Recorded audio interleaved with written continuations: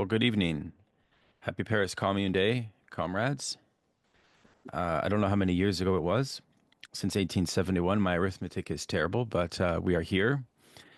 And we are talking about two essays by Louis Althusser in his text For Marx.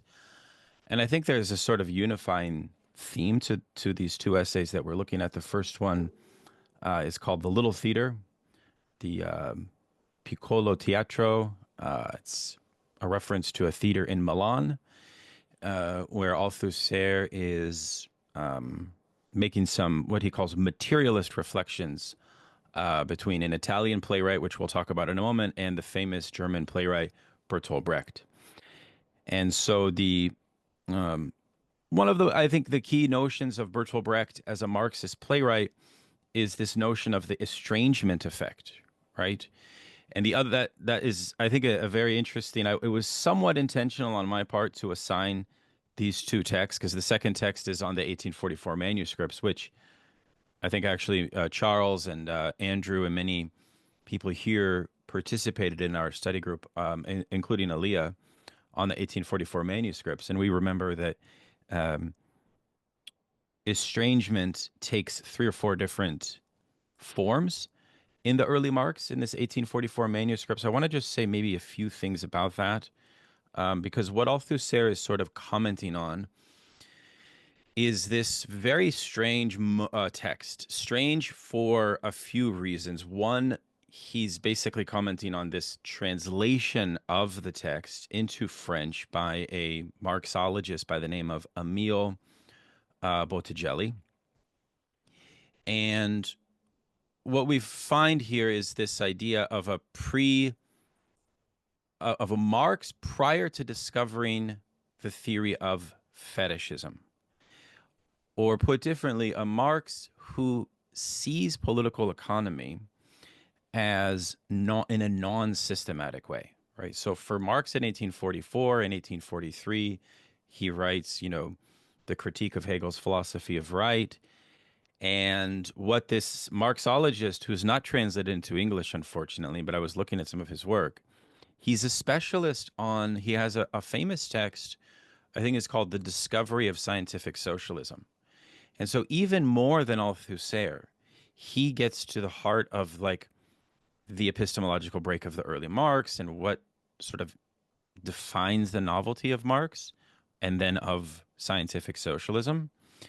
And so he says it kind of comes in stages, right? So you have 1843, and Marx basically develops communism, which Botticelli defines as a commitment to the emancipation of the proletariat through a particular understanding of philosophy, right? This notion of emancipatory philosophy is introduced almost as like a discovery of without, importantly, without the discovery of a rigorous theory of fetishism on the one hand, which would be later developed in Capital, but it's also not where Marx and Engels yet developed the theory of historical materialism. And so the 1844 manuscripts is sort of this like exceptional text. It's not a text that Althusser thinks that we should completely discard. I think I was seeing like a young Marxist make a comment on Twitter that like 1844 manuscripts should be sort of discarded. It's like, in other words, their argument was there's a reason why Marx didn't publish it because it's like really unrefined. That is not the position of Althusser, right? For Althusser, what makes the text useful is that he says alienated labor functions as a stand-in for the category of man, and man thought in this kind of Kantian, Fichtean universal. And so everything is about this overthrow, this in Feuerbach terms, this objectification of the estrangement of labor of the proletariat. And then we have like all of this very sophisticated understanding of the condition of this alienation through both the theory of empiricism but also of rationalism. So Althusser seems to exert a good deal of sort of admiration for what Marx is doing in this text. I wouldn't say that he's extremely dismissive of it. In fact, I think in one sentence, to paraphrase, Althusser says um, that that something like it will take many years for Marxists to fully understand the importance of this particular intervention, right? Just as a sort of reminder, when we say that Marx has a theory of estrangement in 1844 manuscripts, he means this in two ways. The first is the worker is estranged from the product of their labor. The product of their labor exerts a certain power over the worker. And this relation that the worker finds themselves in is sort of found within the kind of potentiality of the work, of the act of work itself. In the act of work itself, there is an alienation, and that this alienation, even though it is voluntary in capitalist society, it's not feudal, it's like a free labor system, it still has in the act a level of coercion. And that this actually ends up affecting not merely some kind of like bodily suffering, but importantly, this first form of alienation affects the worker at a moral and a spiritual level, right? And this is what permits Marx, I think, to open up his dialogue with the spiritualism of Feuerbach, right? So it's about the worker, which is also why you'll remember a very, very, very important phrase from the 1844 manuscripts that I think is very interesting, which is that Marx argued that it's actually perhaps more important to think an overcoming of this estrangement through the development of worker self-esteem over bread, which I thought was in a very interesting distinction that he makes. The other form of alienation is found within the labor process itself. And this is what Marx calls self-estrangement. So the first one is estrangement of the thing, the product of labor. And the second one is in the activity of labor. And in this one, man treats himself basically, he subordinates his capacity to participate as a citizen. And we get this whole very, very brilliant, almost like confrontation with the Kantian theory of citizenship, to which the worker is deprived of realizing that citizenship at a universal level, right? So Marx's philosophical critique of political economy, though, at the same time, is unrefined.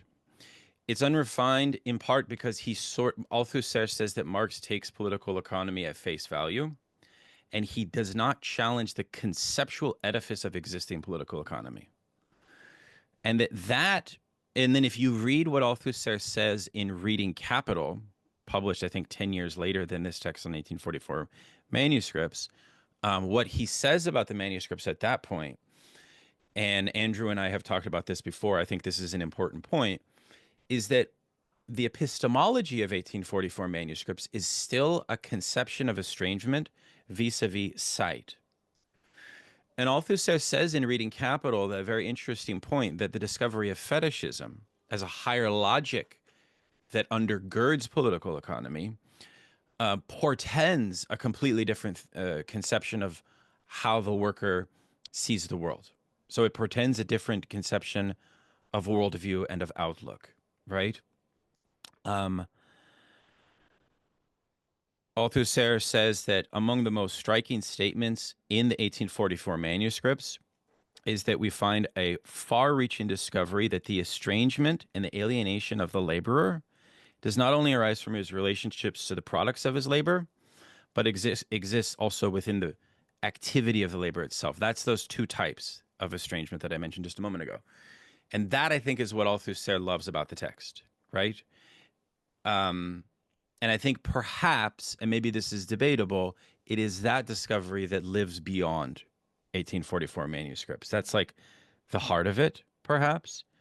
And then moreover, there is also a political prescription that may also reside within the 1844 manuscripts,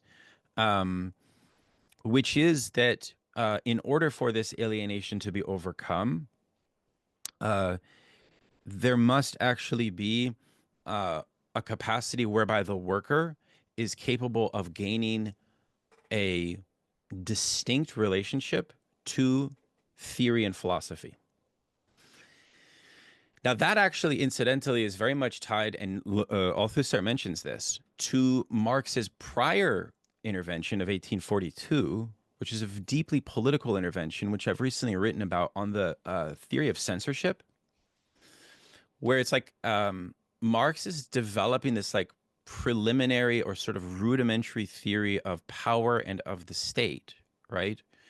And what he's sort of arriving at is the notion that bourgeois thought that the proletariat needs to sort of concoct a means for an alternative civil society, for the development of a completely different direction of a political, well, of a political, not only of organization, but I would even say of like a political philosophical orientation of the working class, right? Something like philosophical independence for worker intellectuals is what I would, as how I would characterize that. So if there's not any thoughts or questions on the 1844 intervention, we can move on. I can say a few things about the Piccolo Teatro and this playwright who's not a well-known playwright, Bertolazzi and then Brecht. So I looked up the play, which is set in 1890s Italy, and it is about a lumpen proletariat in an interesting way. And it's a play, again, by the playwright who's not this is like his most famous play. It's called El Nos Milan. It's which is translated as Our Milan. So theoretically, not having seen the play or read it, I don't think it's translated. Although somebody could look that up. What it sort of conveys is very interesting. It conveys what Althusser calls a melodramatic world of consciousness, right? In other words, it portrays society. So think this notion of a kind of worker alienated society, which is not permitted to be tragic. In other words, it's kind of like a dystopian social order in which sub-proletarians are just surviving day to day, right? They're just surviving day to day. They don't have a plan for the future. They're fully in the present, but the contradictions of their social life are not permitted to function as catalytic in their everyday experience, right? In that sense, it's what Alain Badiou calls an atonal world. It's a world devoid of contradiction. It's a world devoid of the dialectic. Therefore, it's a world that is deprived even of tragedy itself. And what Althusser says is that this is very much related to a motif in Brecht, which is the notion that sociality and capitalism does not present a type of bourgeois unified consciousness in which heroes, right? This is sort of the dramatic structure of plays more generally, stretching back to Shakespeare and the ancient Greeks, where the locus of action is sort of concentrated within the movement of heroic individuals, right? That is not what these materialist plays of Brecht and Bertolazzi demonstrate. On the contrary, what's going on in these operations is the introduction of a sort of what you might call subtraction from the atonal world of everyday alienated life, which is not permitted to experience a rupture or a change in the day-to-day. It's very dreary and so on. But then there are other scenes in which certain characters are subtracted from that scene and on a different temporal. It's very important. There's two temporalities that are introduced. And then one does get introduced to something like their own individual tragedy. So you see that juxtaposition is what Althusser finds so significant, which is that why is it that the sub-proletarians are deprived of individual tragedy, of contradiction, of conflict in the day-to-day world of labor and existence? So in a sense, what he's trying to show is the brilliance of the way that the spectator uh, uh, uh, relates to that discontinuity, right? And that is precisely what introduces this notion of what is called alienation effect, or I think better, the estrangement effect, which is a very particular strategy that Bertolt Brecht invents regarding how he wants to place the spectator of the play inside of the operation of the play itself, to decouple the natural inclination for an identification with bourgeois heroism onto the scene of the tragic masses, right? And so it's upset. So I think that's the key point, which ties us directly, by the way, to the notion that Althusser makes regarding Hegel and individualism. Remember that point, which is that one cannot stamp out the problematic of 18th century bourgeois individualism when one incorporates the Hegelian dialectic into their system, right? And so in that way, what we're dealing with is a distinction between consciousness, which he defines in a very interesting way on page 143. I want to read this quote for you. He's talking about both the world of the subproletarians in Our Milan, the play, but I think he's also really talking about the world of capitalism itself, social life and capitalism itself. He says, strictly speaking, there is no dialectic of consciousness, no dialectic of consciousness which could reach reality itself by virtue of its own contradictions. In short, there can be no phenomenology in the Hegelian sense, for consciousness does not accede to the real through to its own development, but by the radical discovery of what is other than itself. Okay? So here we have, in psychoanalytic terms, these two worlds, the phenomenal world of consciousness as the imaginary, and then we have what Marx in the 18th Brumaire of Louis Bonaparte has this wonderful motif, which I talk about in my book on Nietzsche, of the old mole. Is anyone familiar with the old mole? Marx gives a illustration or an image of the proletariat as a mole, which burrows from under the ground up, right? And if you think about it, think about the edifice of bourgeois society as like a golf course in almost like perfect symmetry with itself. And then think about what moles do to golf courses. They leave these like divots and holes, and they disrupt. They disrupt the neat plane of the imaginary, right? So it's that juxtaposition between the real and the imaginary. Also, where later, and Frederick Jameson talks about this in his book called Brecht and Method, that Althusser locates ideology as linking both imaginary and real, right?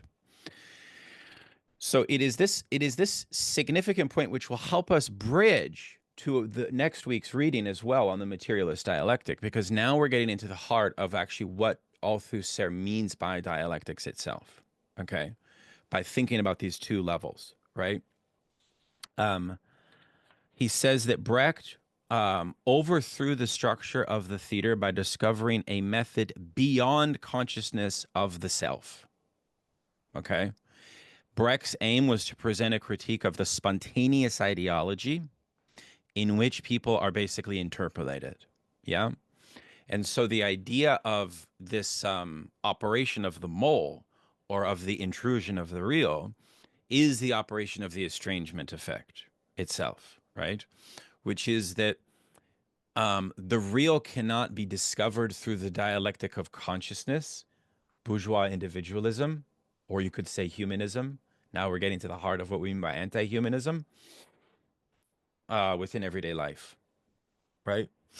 And he shows that Brecht, plays with this drab set, this kind of muted uh, sort of foregrounding in the background of the props of his plays to refer to this kind of atonality of everyday bourgeois life.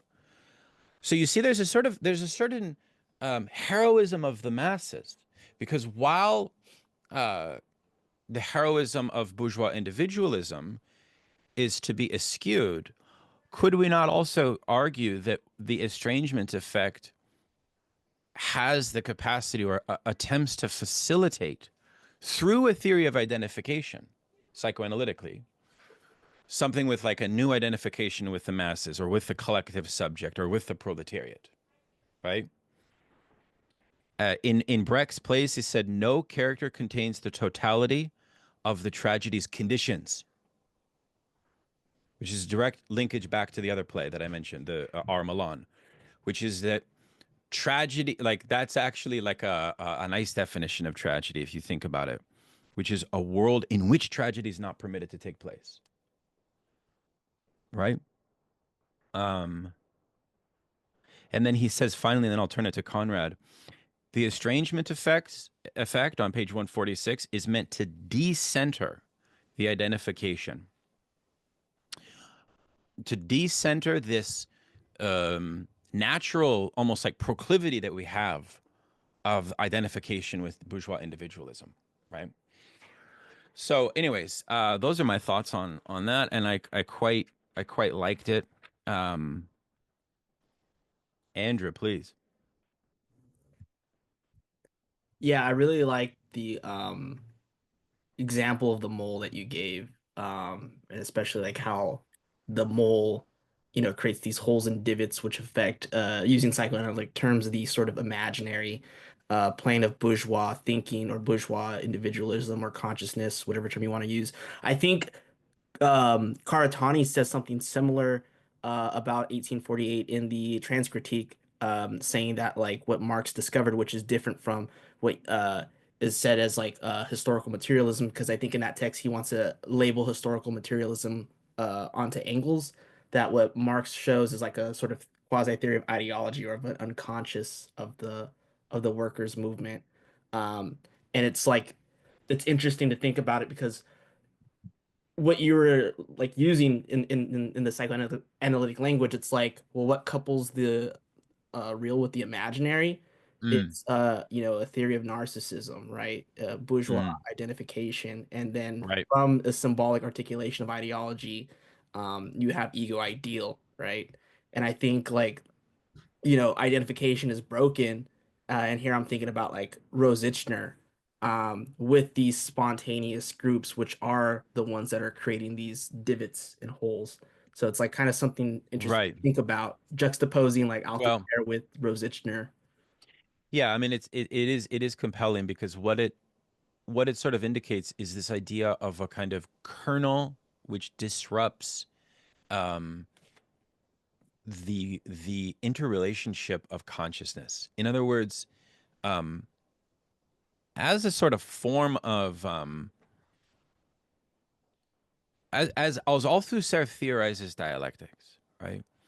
Um, Consciousness as a category, and I think when we read next week, we're going to get into this a lot more.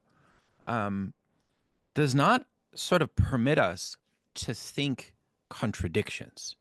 Contradictions become um, weak, sort of weakened or something like that, or they become kind of pacified. And then I think that these two playwrights portray capitalist social life in that way, right? Whereby the scene of the action of the play that sort of subtends sociality or subtends normal life or stands in for what you just refer to as spontaneous ideology. Because keep in mind, spontaneous ideology here just refers to the ideology of um, the immediacy of social life. It doesn't refer to Sartre's notion of the spontaneous group. Two different things. You know what I mean? Two different things completely. Uh, Spontaneous ideology, I think, could be synonymous with bourgeois ideology, as like the ideology that permeates social life.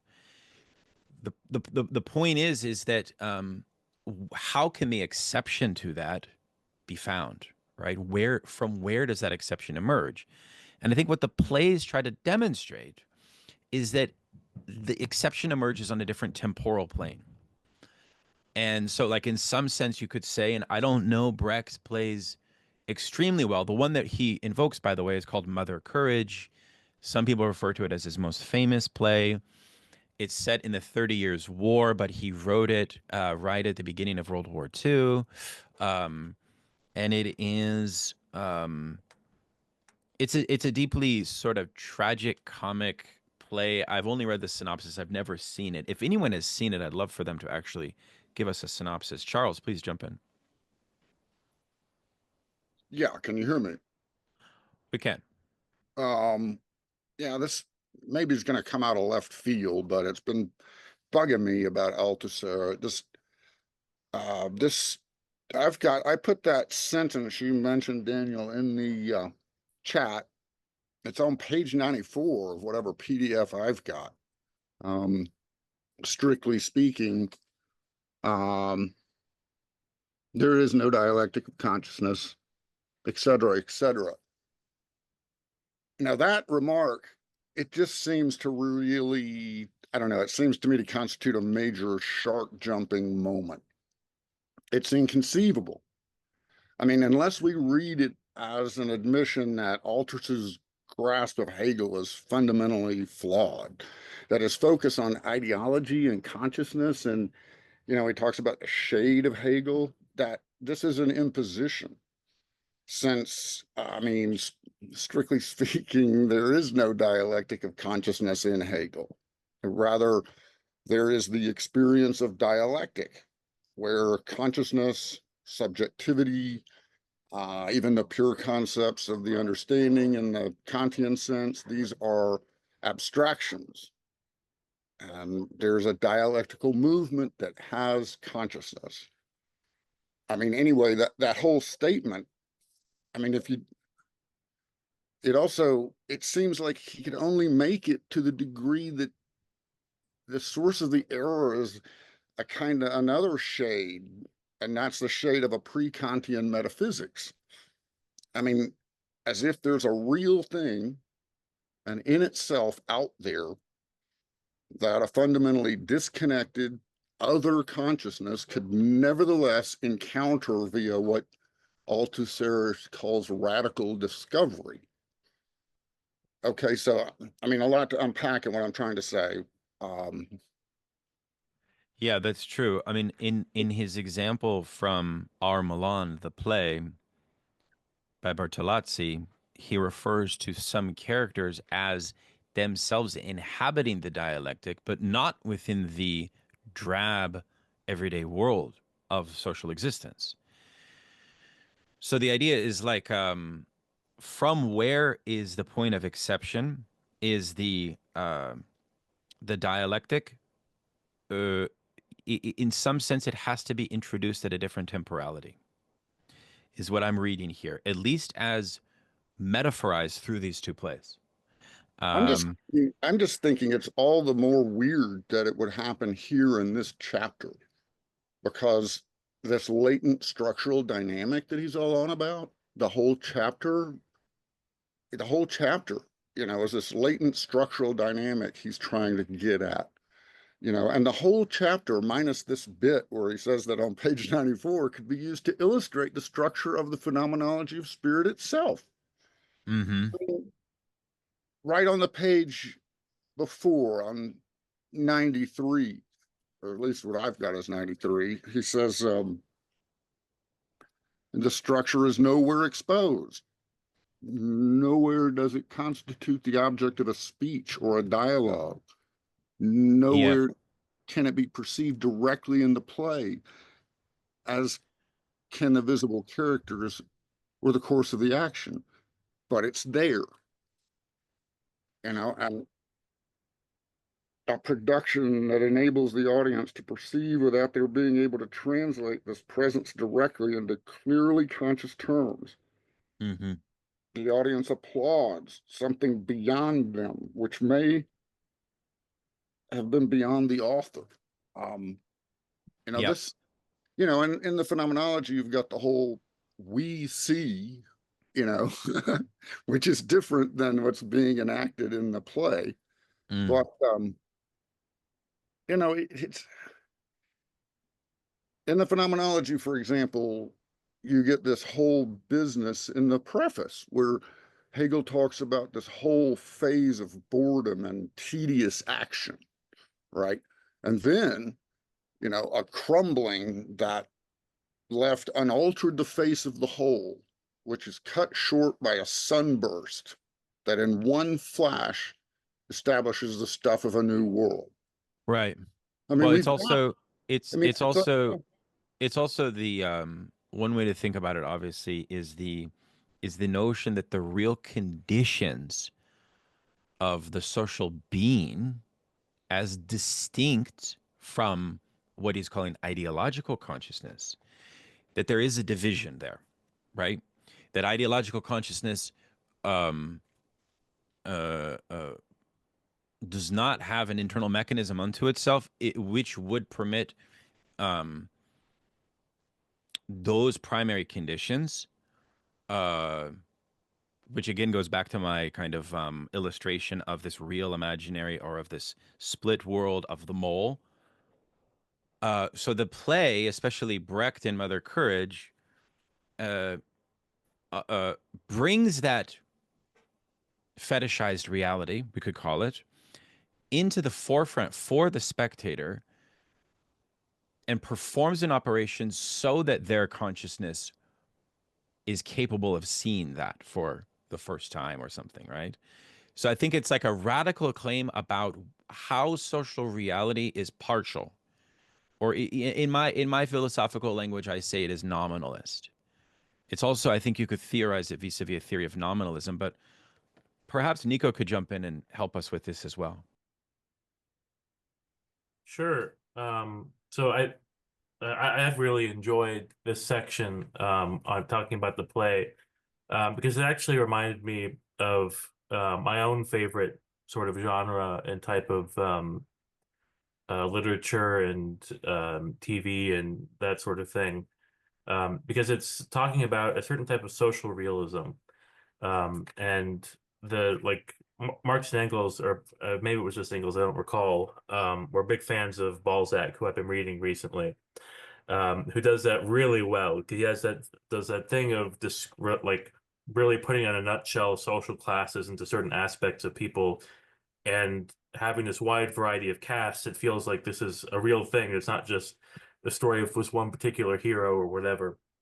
And I think that what Althusser is getting at in talking about this play, including in the climax of how I think it was the daughter like refused her father's like fantasy that he was protecting her in a certain way, that he was doing something chivalrous and noble by deciding to become a prostitute anyway, despite everything that happened.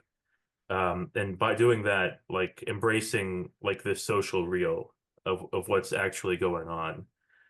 And I think, and this also relates to what I've been writing about recently with, I think in particular my essay on materialism, which is that like, like material things are themselves signs. When we like in our conception of them, is that what that like that, like anything that you see or experience or like object that you identify can be used to stand in for something, and itself is like something that is a thing that we stand things in for. And this materiality of signs is important, and it's the key thing that I think he's trying to break from, like break this from this Hegelian part of Marx from. He's like, so, and this is like Charles was talking about, like a pre-Kantian kind of pre-critical understanding. But I don't think it's necessarily pre-critical, but I do think it is like this is where Althusser is getting this from. It also like he brings us up with Lenin's empiricism or imperial criticism book, and he makes a similar critique of neo-Kantianism, and I think the main thrust of this Lenin and Althusser critique of this point is that all signs have a materiality to them. And if you are like, that's what you believe if you're a materialist.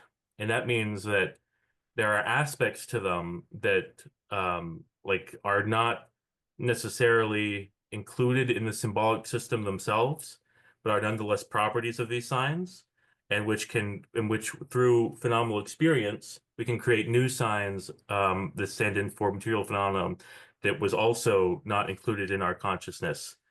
And that this materiality of signs is like the whole point of a Marxist materialism. And this cannot be limited by a dialectic of consciousness, basically. Can you hear me now? Yeah, we can. Okay, good. Could I just address some points with Please. respect to the pre-critical issue, and also maybe now I could provide some general observation about the two texts.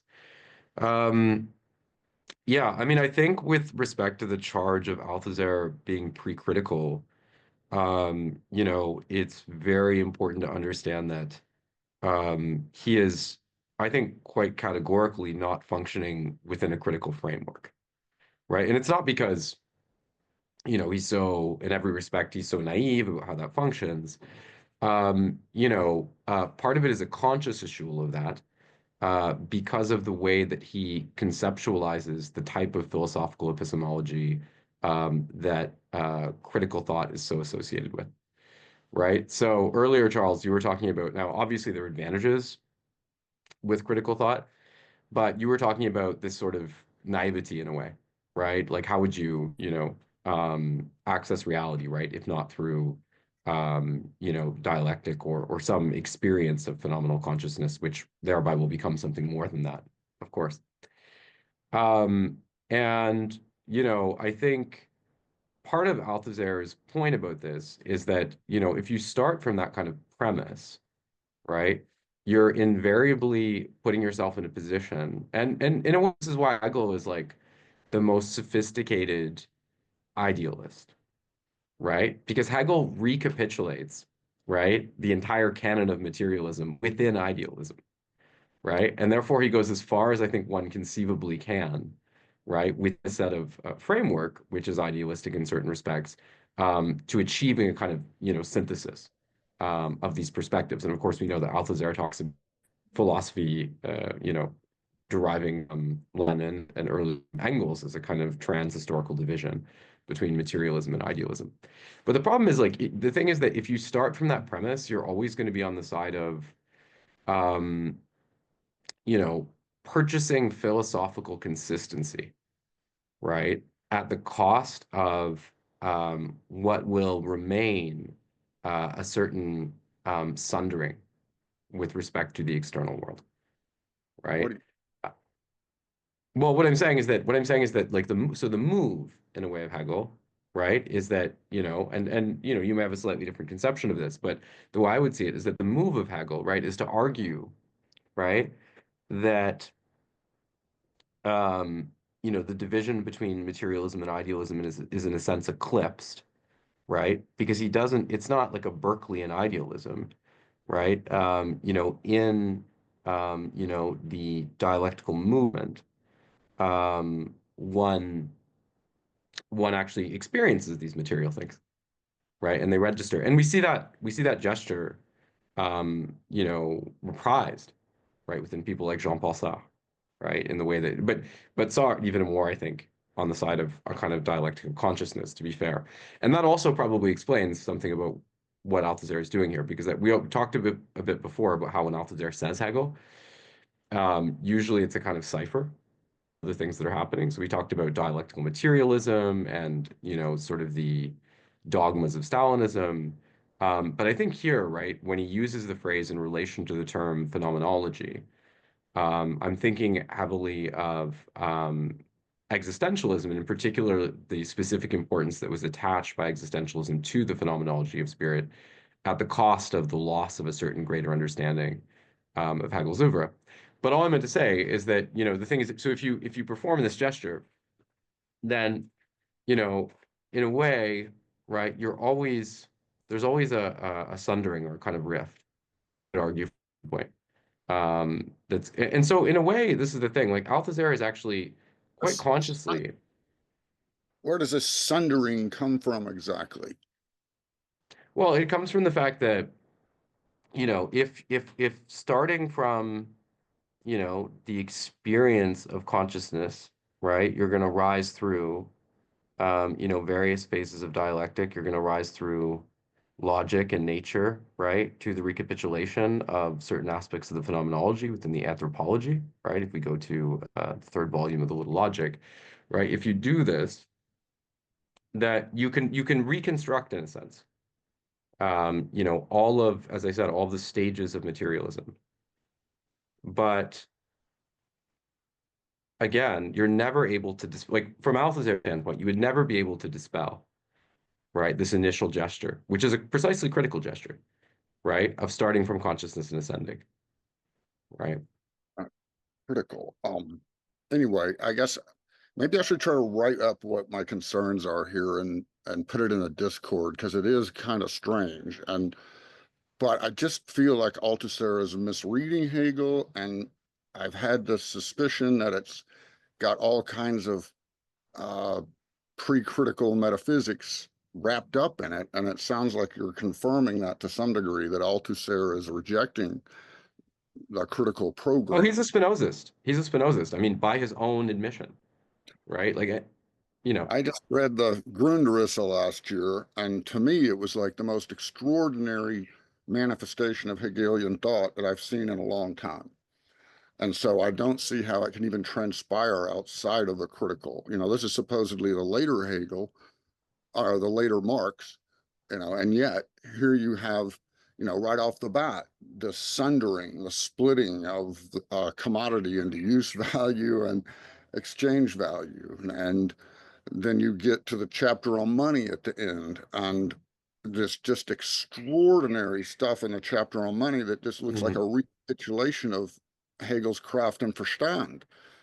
You know, at the border of moving to self-consciousness, here it is in Marx at the border of manifesting itself as capital. So there's just a lot of stuff going on. And I guess what just blows me away is this chapter. He says earlier in the text that we need to get rid of Aufhebung, and yet this chapter with the play seems to split in all of this latent structural dynamic that he's trying to show could easily be used to try to introduce students to the structure of the phenomenology of spirit. I mean, no kidding. It's insane. But, you know, and I guess I'll shut up here, but I mean, one thing that's cool to go back to and look at is an 1802 Hegel, 1802. It's called Faith and Knowledge, and he's trying to muck his way around Kant, Jacobi, and Fichte, and try to say, hey, what's going on here? Why are these guys not quite getting it? You know, and he gets to this place in Kant, and I swear I think it's on page 72 in the Cerf and Harris translation, if you manage to have this, but he talks about what's going on in the Kantian transcendental deduction of the category. And he focuses on the productive imagination as what is primary. So here's Hegel in 1802 saying that essentially dialectic reappears in the center of the Kantian work, which would try to push it away. And he's saying it's appearing right in the fucking center of the Kantian work as this productive imagination, or the transcendental synthesis of the imagination. And he's saying that this is the original unity. And I mean, focus on the term productive imagination. And he says that out of this productive imagination unfurls or sunders both consciousness, subjectivity, or the pure concepts of the understanding, and the material, what we call in our modern scientific frame, the material world or the manifold of intuition. So both the manifold of intuition, or what our modern scientific consciousness calls the real material world, and consciousness are both abstractions. And so this unfurling, boom, that dialectical movement is what he's trying to focus on. And he's basically in the phenomenology of spirit saying, hey, you want to see how the transcendental deduction of the category goes down? This is how it actually happens. So, I mean, that's the critical, the idea of an eminent critical movement where the absolute is eminent to reality and unfolding. This is where it comes from. And it happens in the phenomenology, and it seems to me that it's pretty heavy duty in the Grundrisse, although it's been a while since I read Capital, so I'm a little bit lost with Althusser and this whole focus. So I'll try to. Well, we should go back. It's actually interesting what you're saying, because I assume, I don't know, of course, on one hand, we see the Grundrisse has often been described, right, as much more dialectical in certain ways than something like Capital. But that also is often derided as a problem, right? So, if you look at the way that he unfolds economic categories, right, there's not the kind of, it's perhaps too continuous and too logical with respect to its representation. Whereas in Capital, right, at the end of the book, we get primitive accumulation, right? We get this kind of moment of this raw genesis, right, that puts the lie to such a conception of continuity. So, it's often critiqued on that basis. But also, if we look at the Grundrisse, right, if we look at Marx's comments on epistemology, right, and I wrote about this, so I pulled up something here. He critiques Hegel because Marx says that the dialectical flux in Hegel too much functions as a continuum that receives, quote, a jolt from the outside. In other words, abstract concepts are too interiorized within Hegel. What Marx argues is that if we're able to produce abstract concepts, of course, it's because they already exist in reality, right? So something like exchange value, in addition to whatever mental exertion it requires to formulate, presupposes exposure to a concrete, complex set of social relations through which values are exchanged. Now, I think it would be hard to argue that those kind of things do not already exist in some sense within Hegel, but it speaks to the fact that even within the Grundrisse, right, this quintessentially dialectical text, we already have a critique of Hegel being formulated. I think part of what attracts Althusser to Marx, or part of what, he is influenced by, is the fact that, in a sense, Marx doesn't give us an epistemology to start with, right? He doesn't treat epistemology, right, as, and of course, in a pre-critical context, this isn't rare. Aristotle starts with the categories, to give a very, very quintessential example. But again, I want to stress that, I think we can all acknowledge that there are misreadings of Hegel that pervade Althusser's work. That's not the issue.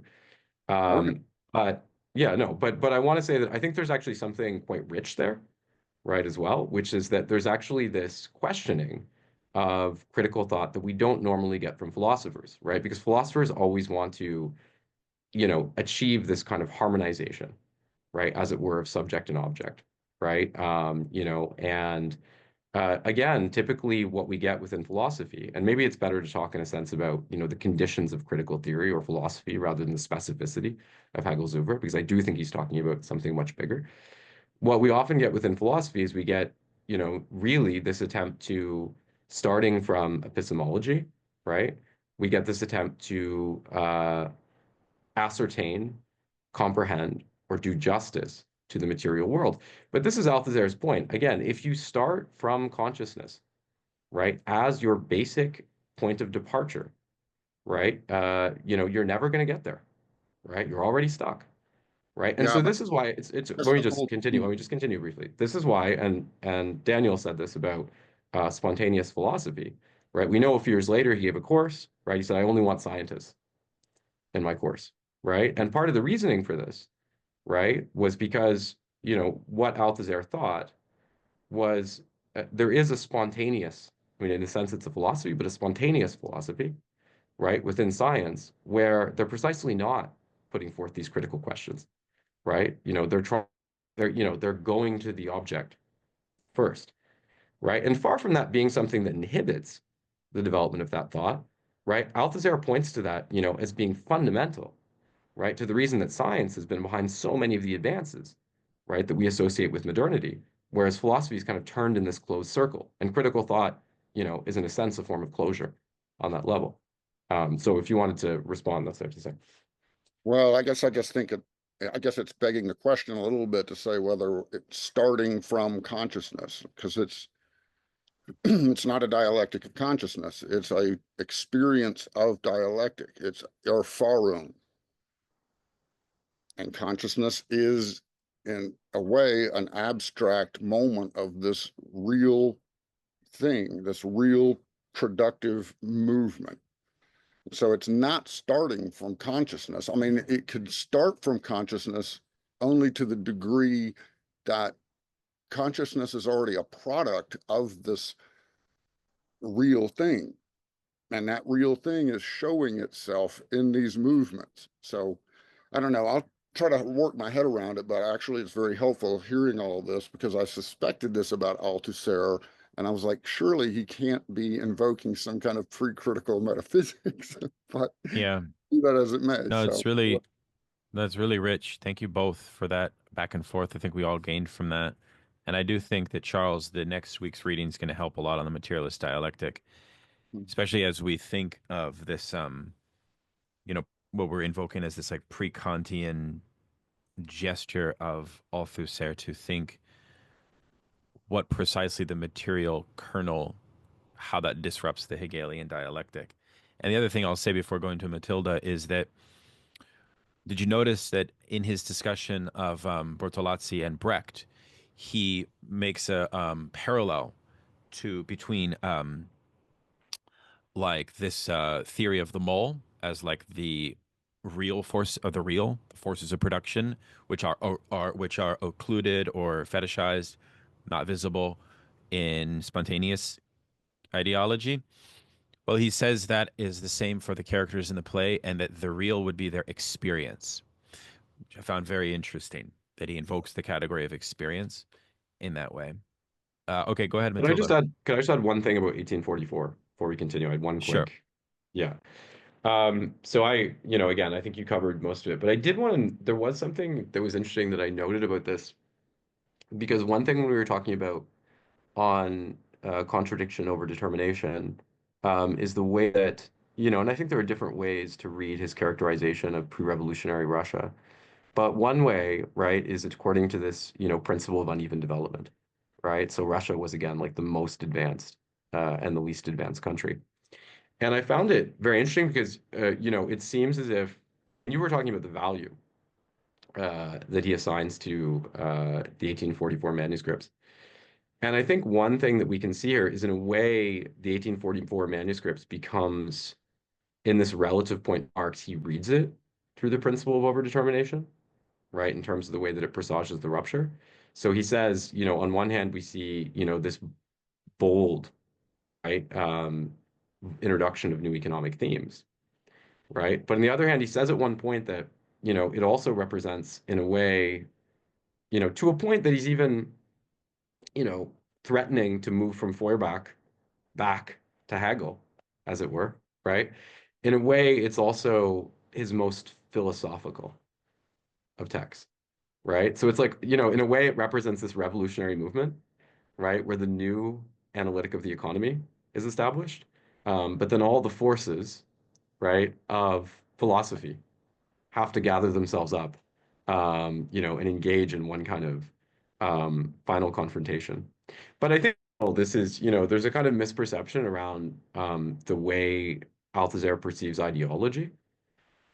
Because I think often when we read Althusser, we think like, well, anything Althusser says ideology is ideology. That's just valueless, right? And, on one hand, I think this just fundamentally overlooks the fact that Althusser was very aware that, the band of ideology is very wide and the band of science is very narrow. It's like you're never going to be at a point where you don't need ideology.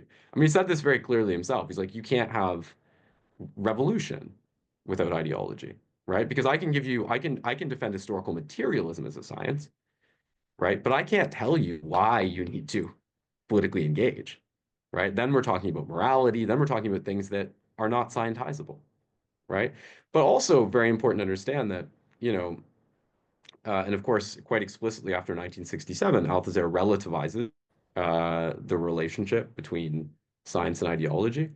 But also quite important to understand that, you know, particularly in this relativization, but it's apparent even earlier, um, ideology has to go through a succession of phases, right, before it can graduate to the level of being characterizable as science. You know, and that break will be ascertained retrospectively, right? Like a science will only know itself through itself, right? So, you know, if we look at something like the shift from, you know, alchemy to chemistry, right?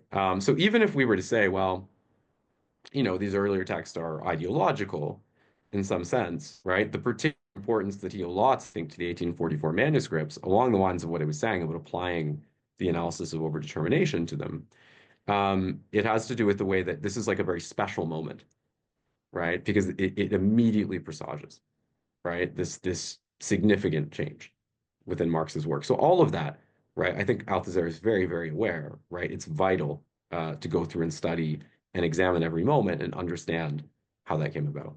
That was what I wanted.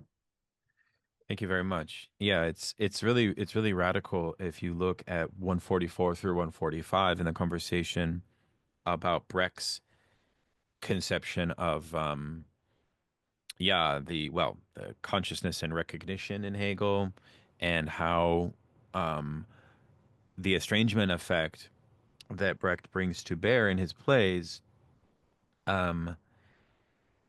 And again, you know, I think Jameson's text is most interesting here in part because he tries to historicize the, what you might say, the efficacy of the estrangement effect in post-modernity, where there is, like, in an Adornian sense, like a weakening of the capacity to exert estrangement in cultural products or objects, if that makes sense.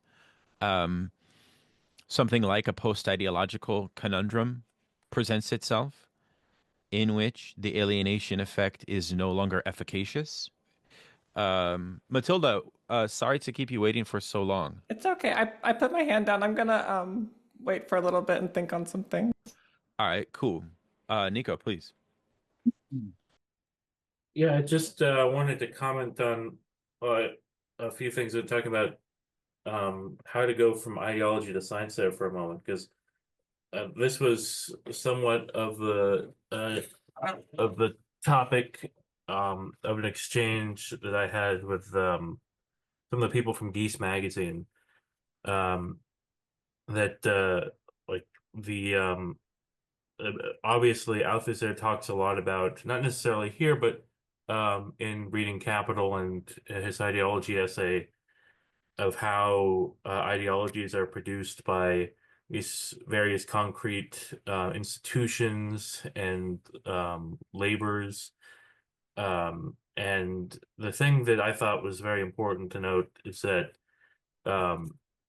like, it's not that, like, these various, like, material processes that produce ideology and also produce science are not neutral, because like between the different norms of scientificity that they produce, some in fact are better than others. That as the process of going from ideology to science is finding better norms of scientificity, and this is why we should prefer Marxism to the bourgeois social sciences, because it has these certain better norms of scientificity when it comes to the social sciences in particular. And I guess this also, I think this relates a little bit to what we were talking about earlier as well with Hegel, and like what in Philosophy for Non-Philosophers, Hegel critiques Engels on the dialectics of nature for is the like using Hegel's method, like thinking that the method is the truth of this process or what have you. The method is not the truth. The truth, like once you do that, then all content becomes subordinated to the method, and then you're like in trouble when it comes to producing scientific knowledge. And I think that that's one of the important things to note here, talking about dialectics. I want to just read a passage so everyone is on the same page about this notion we've talked about of pre-critical and consciousness. So that if you go to 145, this is the book I'm looking at, the Verso one. I think it's a different one for Charles, so you have a different one, but I'll just read this out loud. He says, quote, Brecht refuses to make it Brecht's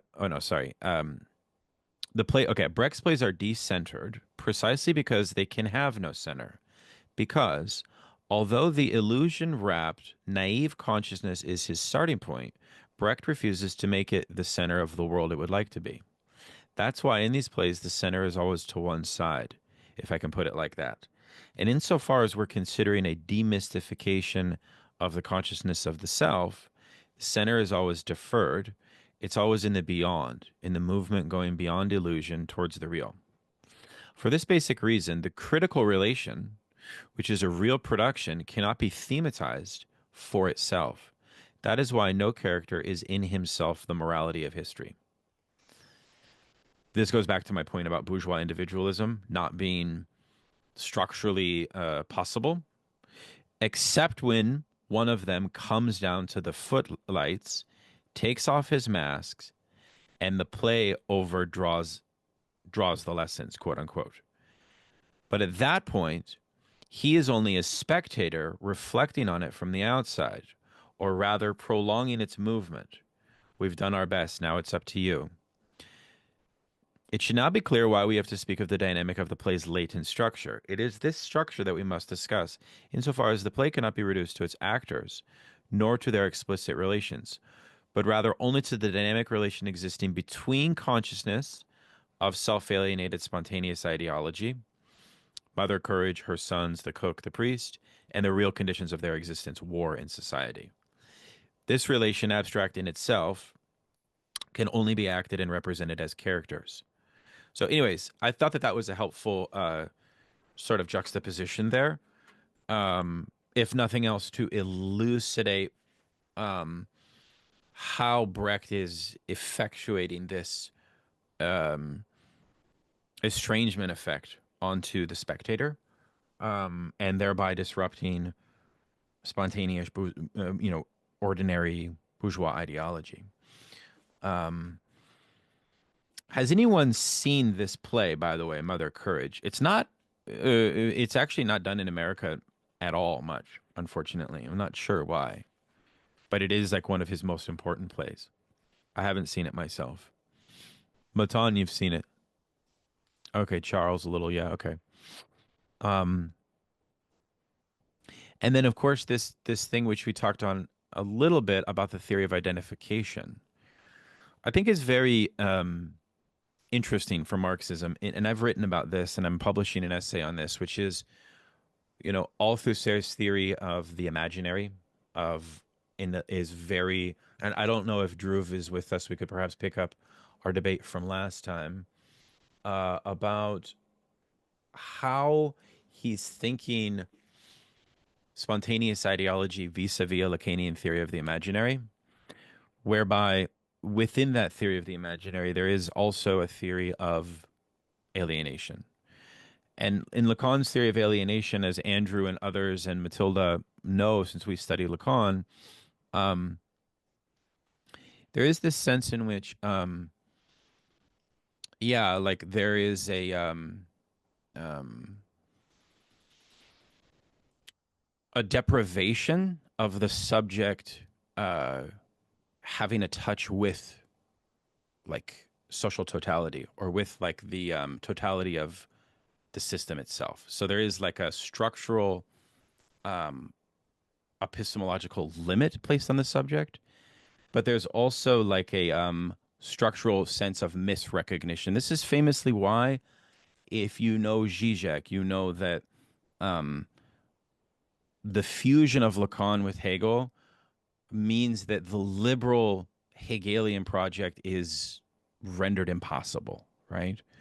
So there's that kind of structural misrecognition piece. And I think that it's that point which perhaps has contributed, according to many readers of Althusser, even to the criticism that he gets from other Marxists of almost having like a dialectic which is very baroque, or which is difficult to achieve, like what Gramsci tried to achieve in his conception of the masses' common sense. So, like, in other words, when you have this idea of a Lacanian imaginary, I think it's actually very difficult to sort of square that theory, because it's like, how does one sort of develop a dialectic of the Lacanian imaginary is what I'm wondering. And what would Althusser's theory of like the symbolic be if the subject is situated between the imaginary and the real? In other words, how does one construct a social or a social link in some sense? It's not clear to me. Is there a conception of ideology, to Conrad's point, that would be at all constructive? And perhaps, Conrad, you could say a little bit more about that point that you made at the end of your remarks regarding ideology. Because I see a certain fatalism in Althusser's conception of ideology. For example, what this led to in Rancière's book on Althusser is the idea of the universalization of ideology affecting all classes equally, and thereby missing the let's say the sort of intensity or the radicalism of like the 1844 analysis of alienation of the working class, right? So in other words, Rancière thinks that through an adoption of Lacan's theory of the imaginary, proletarian alienation is stunted from being capable of being thought in a rigorous way. That's kind of Rancière's view. Would you agree with that, or do you think that that's like a bad reading, or what would you say to that? Yeah, I mean, it's a difficult question about the role of ideology. I mean, one thing that's clear, I mean, if you look at ideological state apparatuses, it's very interesting, right? Because, he doesn't really formalize the category as the symbolic, right? Which is, so he kind of gives us Lacan like absent, a formalized notion of that. And I think that's interesting, right? Because for Lacan in a way, if we look at his work, um, you know, uh, science is really treated at the level of symbolization, in terms of quantitative and terminological grids of signifiers, how it sort of sets itself apart from the quotidian world of human communication. And I think that one thing is that by absenting, in a sense, the category of the symbolic in there, Althusser sort of eliminates the status of science as a kind of cultural expression. It becomes something that isn't just symbolic, but something that's maybe more akin to maybe Spinoza's third kind of knowledge, right? The adequate knowledge of a complex object by the adequate knowledge of its complexity, right? In that way. So I think there's a lot to explore there, and certainly, but with respect to yeah, I mean, with respect to the question of ideology, I mean, I think that um, anything of this nature, it also has to be historicized in a certain way, right? And I think that if you look at the overall economic conditions, I mean, this is one thing, right? Like, if we look at Althusser's work, um, we've already said that in a way, if you look at the representation of the diffuseness of contradiction, right? That is something that reflects the revolutionary processes that had actually happened in the 20th century, right? The Russian Revolution, the Chinese Revolution, right? Like, it's not just coming from nowhere, and that can be equally said with respect to his analysis of Lay, right? When he talks about, the impossibility, right, of this kind of tragic vocalization in a sense.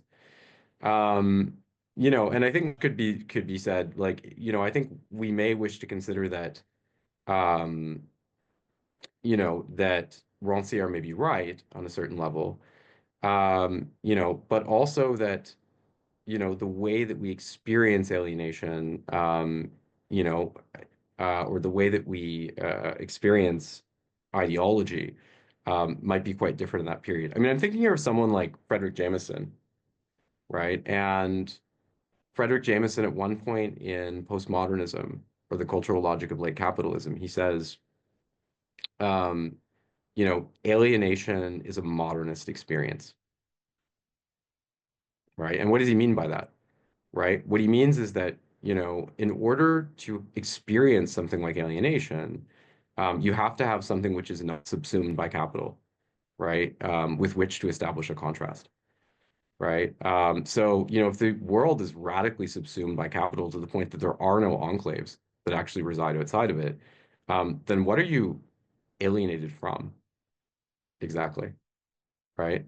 Um, so I think that, we would have to ask these sort of questions to explore this further in This general. is exactly the lived ideology of our Milan, the play, right? And it, Mhm. a lot of this is I think that the dialectic of self-recognition in Hegel and consciousness is dealt with extremely well. If you look towards the last section of the essay on page 150, he says, quote, "This self-recognition presupposes as its principle an essential identity."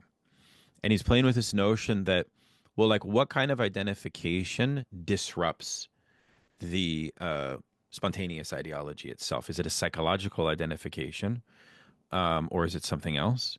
And he says the identity uniting the spectators and actors assembled in the same place on the same evening. Yes, we are first united by an institution, the performance. So yes, here he's talking about the estrangement effect on the spectator itself, this Brechtian idea. But more deeply, we are affected by the same myths, the same themes that govern us without our consent, by the same spontaneously lived ideology.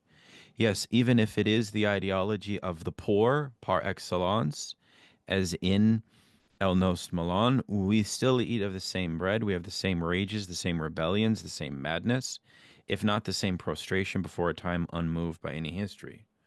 Yes, like Mother Courage, we have the same war at our gates and a hand's breadth from us, if not in us, the same horrible blindness, the same dust in our eyes. We have the same dawn and night. We even share the same history. That's why we were already ourselves in the play itself from the beginning. And even then, what does it matter whether we know the result, since it will never happen to anyone but ourselves? That is still in our world. That's why the false problem of identification was solved from the beginning, even before it was posed by the reality of recognition. This is very elusive what he's doing here. The only question then is, what is the fate of this tacit identity, this immediate self-recognition? What has the author already done with it? What will the actors set to work? By the dramaturge, by Brecht and Streller, what will they do with it?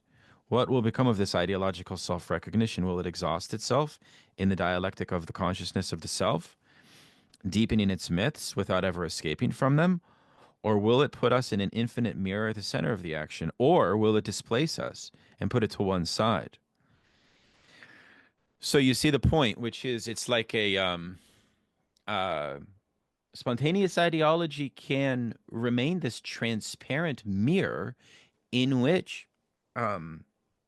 effectively contradiction does not take place.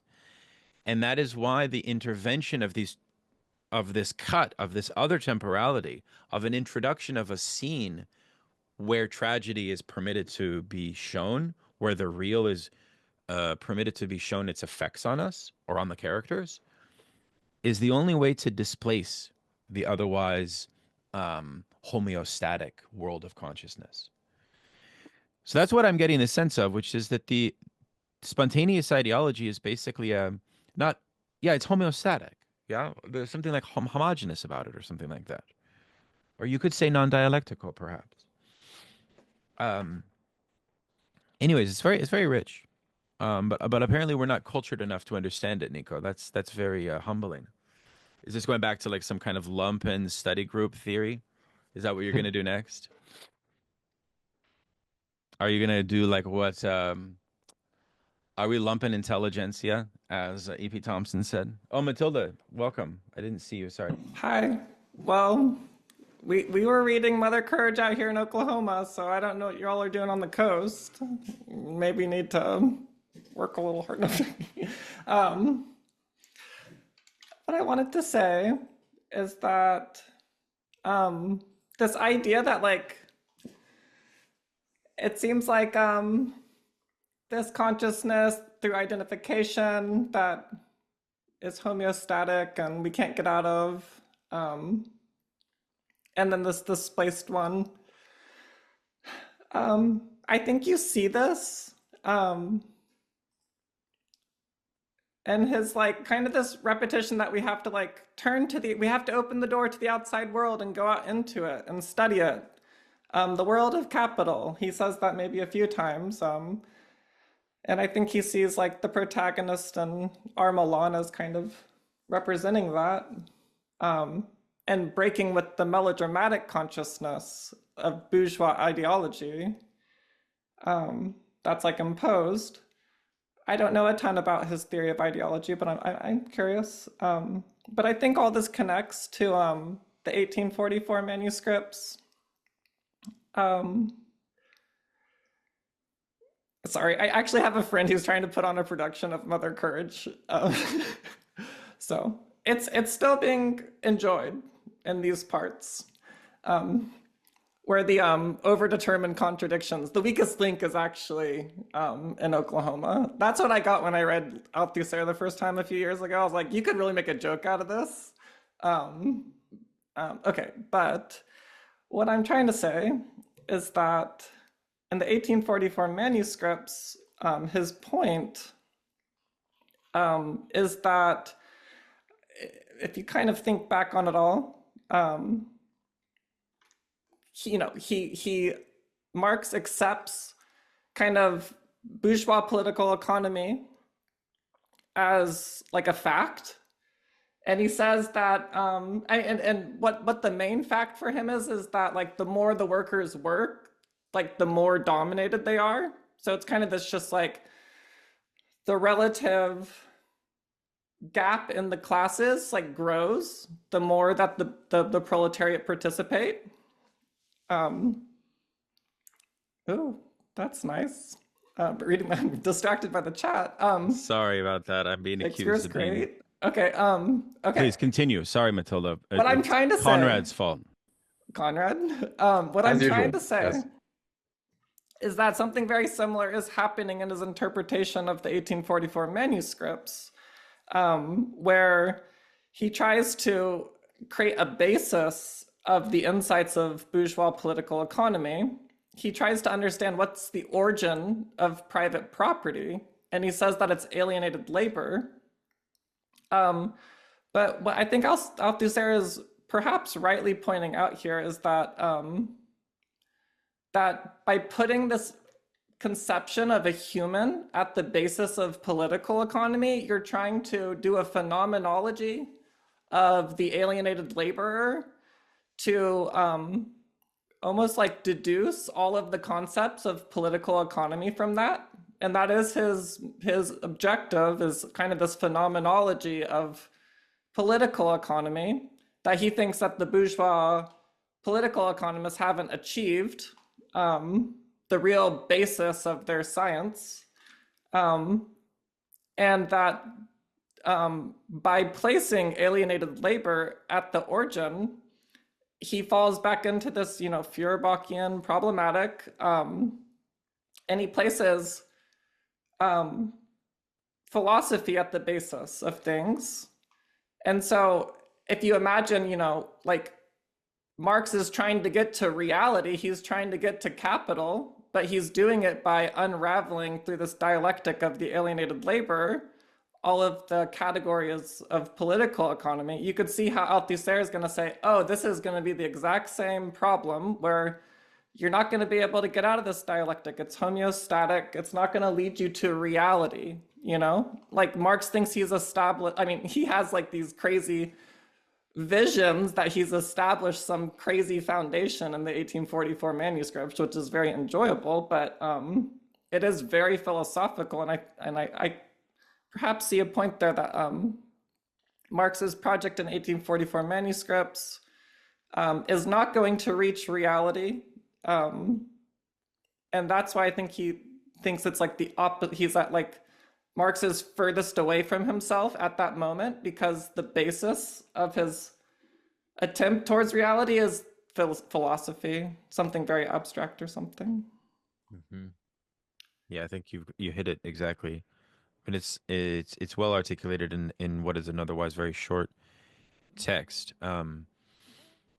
Although, I mean, what is philosophy for, right? Philosophy really is a political theory for emancipation of proletarian sort of subjective condition of immiseration. And when we studied the you gave a nice presentation on how there is this kind of latent immiseration thesis going on in the 1844 manuscripts that I think is at the underbelly of the whole thing. Especially given what he talks about the worker in a state of animality and the human animal. Andrew. Yeah, I kind of wanted to spin off of what Matilda was saying because I think that was really good, and it reminds me of what if we take like Althusser's thesis seriously, it reminds me of what he kind of expands on. I think you brought it up about epistemology of sight, and how I really like how Rancière elaborates on this in his reading of the 1844 manuscripts, because towards the end of that essay in the Reading Capital text, he talks about this idea of amphibiology, like the amphiboly in Kant, where like concepts are confused, like concepts of understanding, like end up being confused with like different concepts to mean something. And so he gives a table of how Marx is using economy terms and in terms of critique. So, like for instance, worker is on the level of the economy, and its critique is equated with man, labor economy, and then the critique is elevated to the generic activity. So, what he's doing in the for Althusser and Rancière, right? Marx is dealing with the problematic by elevating the generic status of man to political economy insofar as that the political economy is covering all of sensuous activity, right? So this is what is in a sense not only dealing with the Feuerbachian problematic, but also aiming at what the political economists, the empiricists, and then the Anglo world pretty much like fail to grasp because they're too caught in an epistemology of sight, and too much caught in abstraction in their empiricism.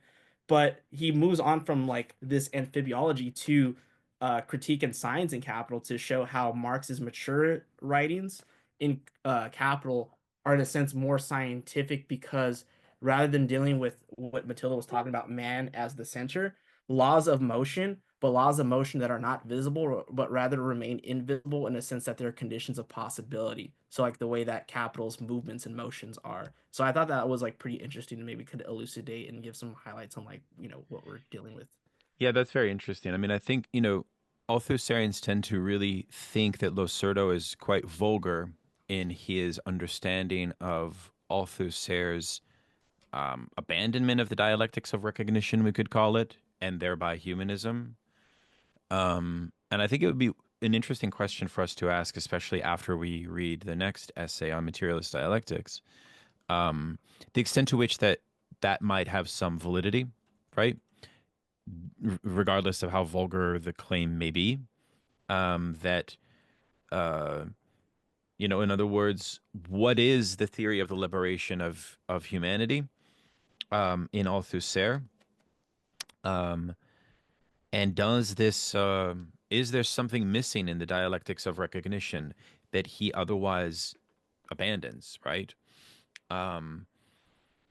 That's something for us to consider. I don't know if I want to invite other comrades who haven't jumped in. I know this stuff is like rich Can I and just dense. add something quick before you Yes, you continue? can. Please, please. Yeah, I just want to say that, like,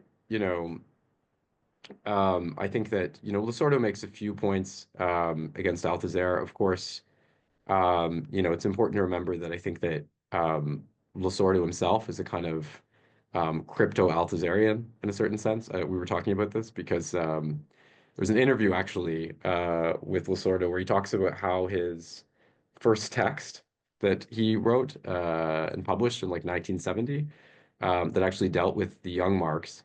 It was a kind of Althusserian text, right? And then, subsequently he attempts to sort of downplay that influence, right? He'll say, well, I think that Althusser's object, like, his theory of the overdetermined contradiction is pertinent, but, everything within it we would find within Lenin and Mao, right? But then, like, if you read a text like Class Struggle, it's like, which does deal with the idea of this multiplicity of struggles, it does seem like it hems, quite close to an Althusserian framework in a lot of respects.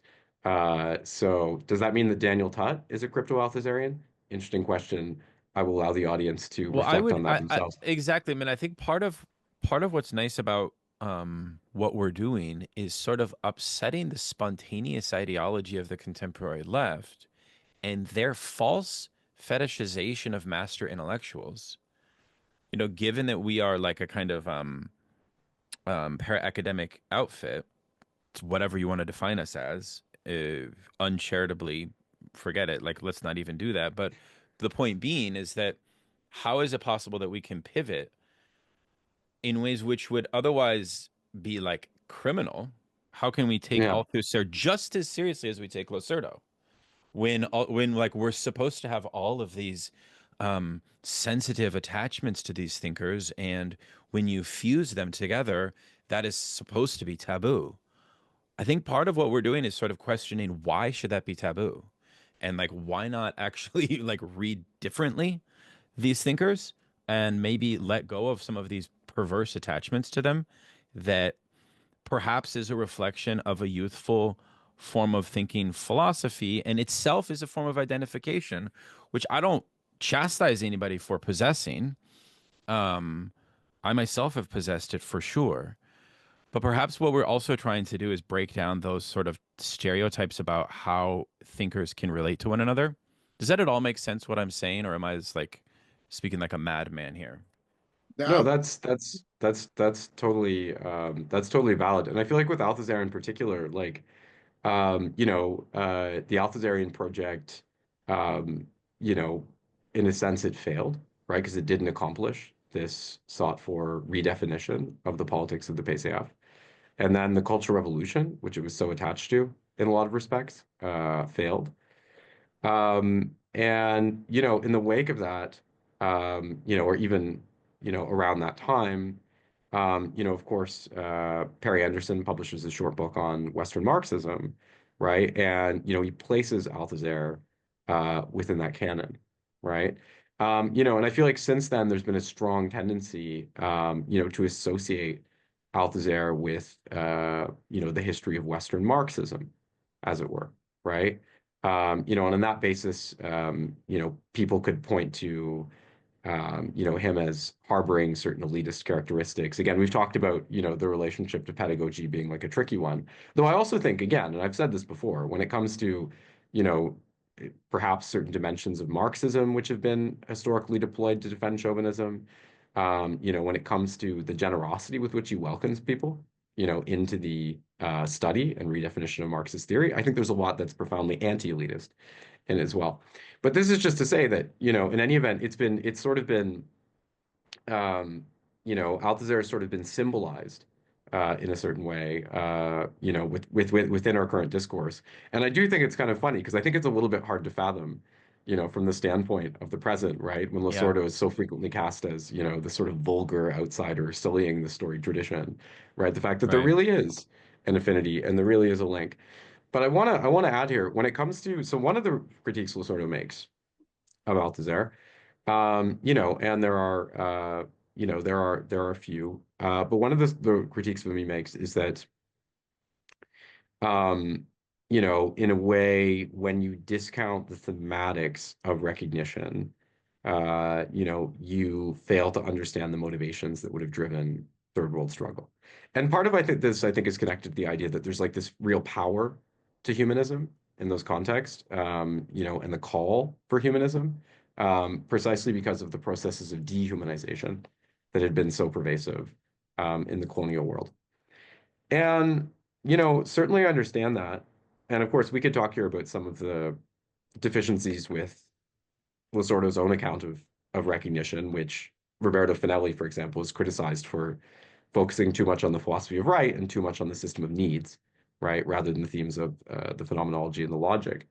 But I think one thing that has to be said, though, we're going to get to the essay later on, Marxism and Humanism, and that I think will be really great for us to read, because one thing we're going to get there is that, you know, what we find very contrary to the normal representation of Althusser is an Althusser who is not against the political usage of humanism necessarily, right? You know, all he says is that, you know, we have to kind of separate out historical materialism as a science, right, from ideologies that may be useful and may be necessary, right, but that are eligible to dilute our understanding of Marxism as a science if we conflate those categories, right? So I really think that whenever one talks about humanism in relation to Althusser, because so often we imagine, like, you know, Althusser could never sanction humanism in any kind of political register, right? He says very explicitly in that text, he says, we're going to have to develop a strategic position on humanism, whether to embrace humanism, whether to remain whether to remain neutral on humanism, whether to criticize humanism,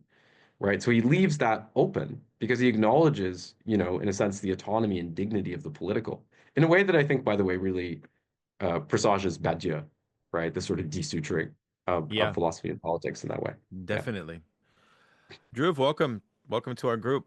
Please jump in. Being super late, just dealing with some stuff on my end.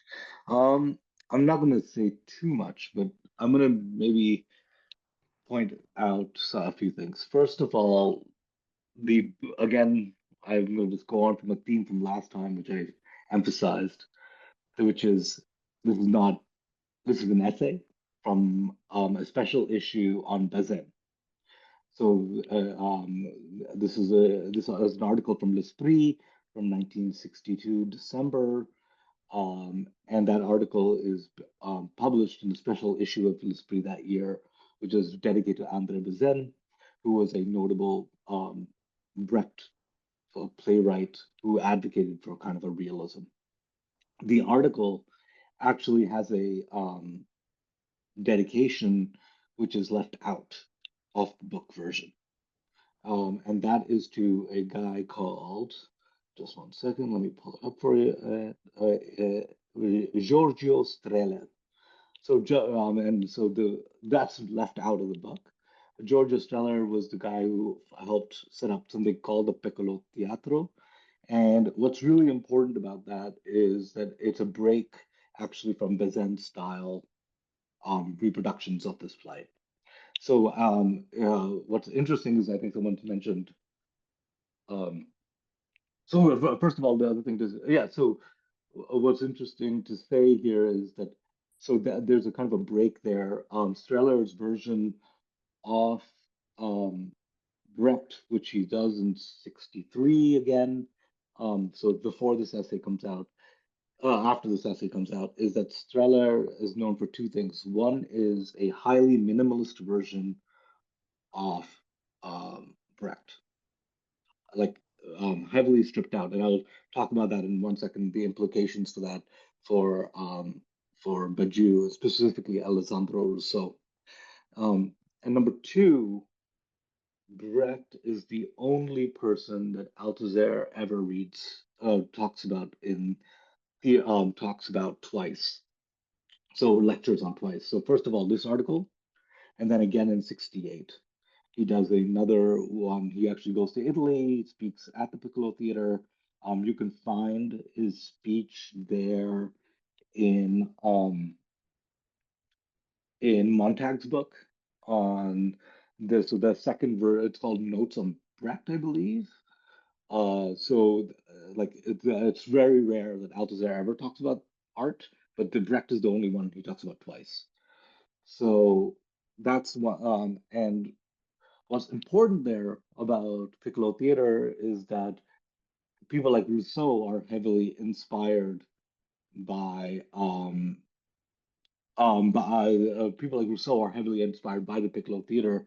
And so if you ever read the last conclusive scene of the Red Guards, which is an article that which was published by Rousseau in Positions, and then it was put out again as a special publication. The entire point there is, again, these highly stripped down versions of these sort of conjunctures, where the point of the minimalism is to help identify a both relation and non-relation relationality. And what's really important also about the Streller versions of Brecht is a lot of the action is mise en scène.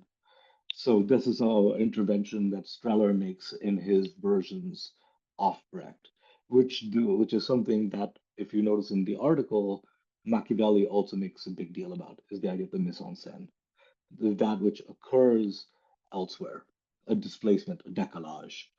And so I think that these are, I think that is, I think that one would, I think that it's a kind of a implicit critique, this entire article. And so one of the things that Bazin was particularly known for was his a realist version of Brecht.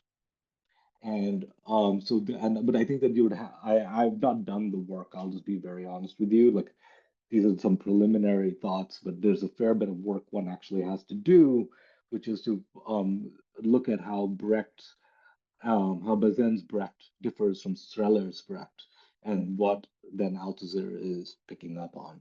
Because I think that this is, again, one of those heavily dense pieces where Althusser is like got specific people in mind that he's actually responding to, but as then is making these larger philosophical points. Amazing, Dhruv. Thank you so much for that intervention. As always, it's helpful to get this this precision for us. Thank you very much for that. It makes me wonder whether Madame Mao, who famously coordinated the theater programming in the Cultural Revolution, you know, I do wonder if Brecht was adapted in those contexts. I imagine that Brecht plays were played in the Cultural Revolution in China.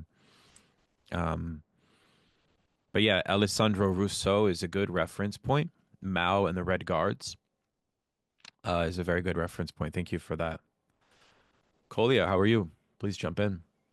Hey, good, thanks. Yeah, so great conversation, trying to follow all of it. As luck would have it, I actually read Galileo the play earlier this year, which is incredible. And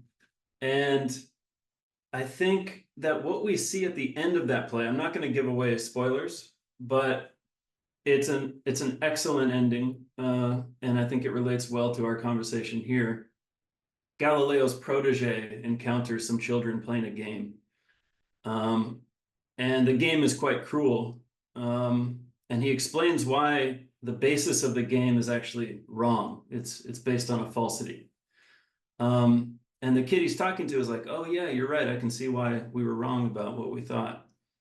And then Galileo's protege walks away, and we see the children go right back to playing this game, this cruel game.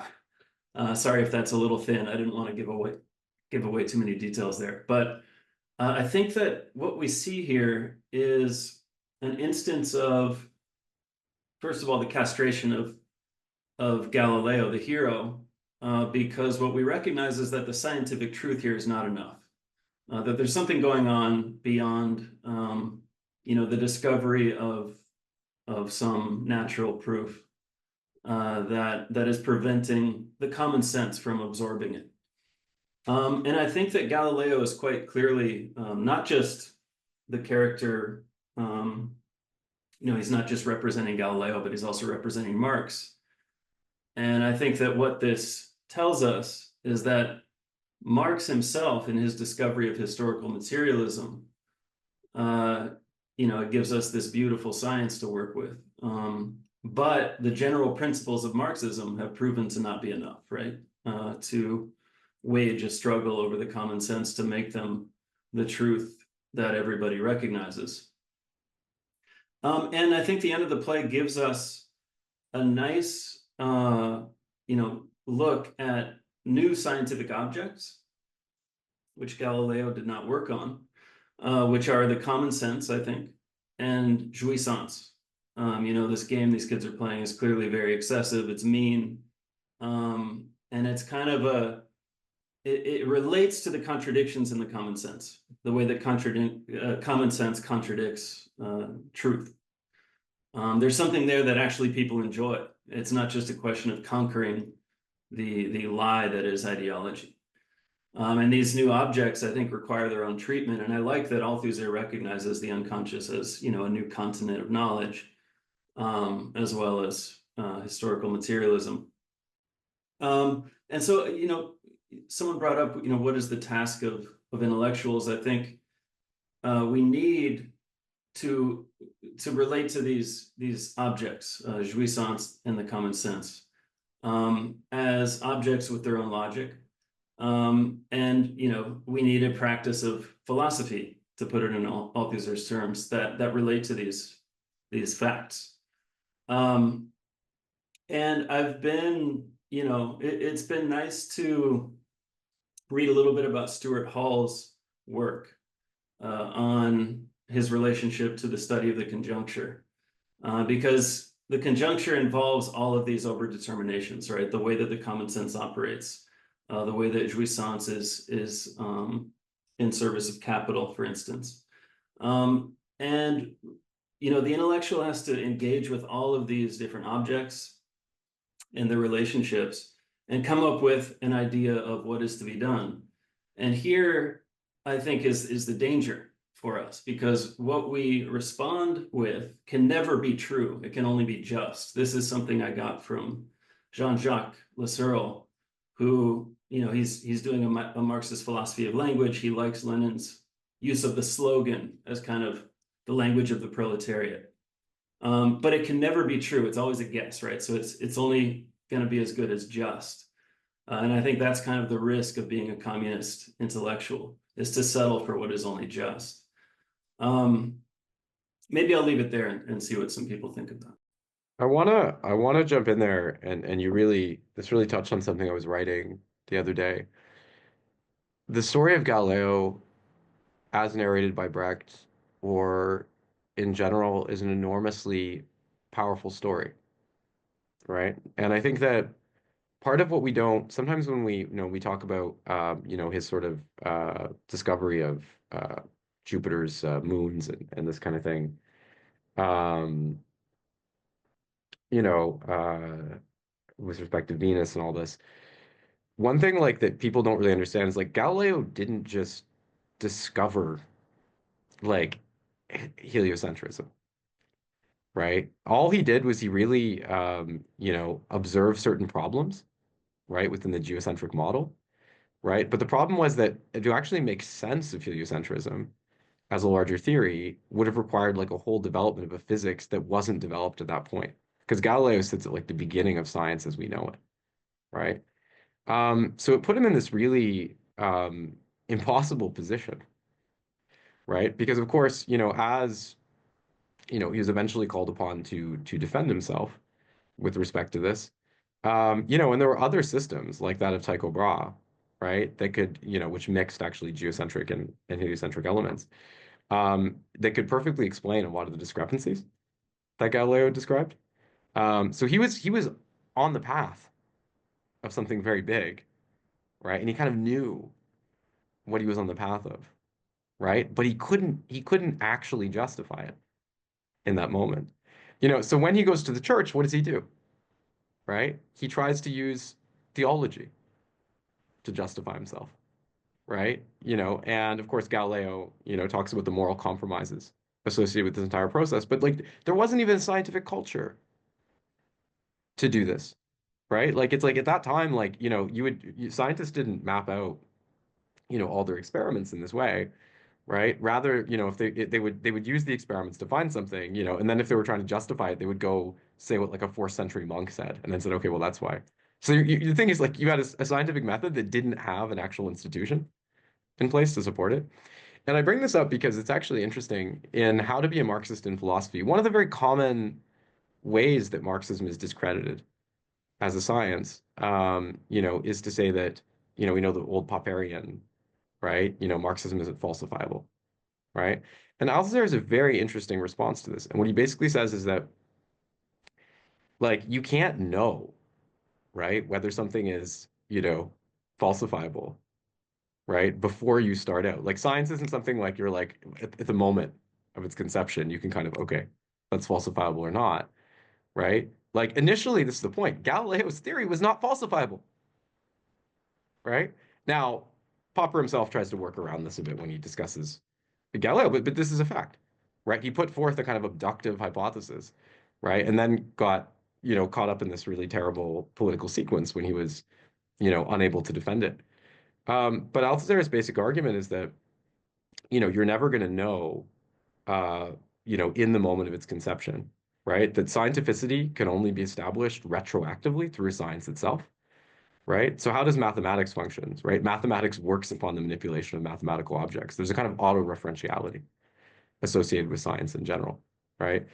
So this is what he says about Marxism, right? Marxism allows us to understand Marxism itself, right? But it also is germane to Althusser's hypothesis that it's something that we're working through.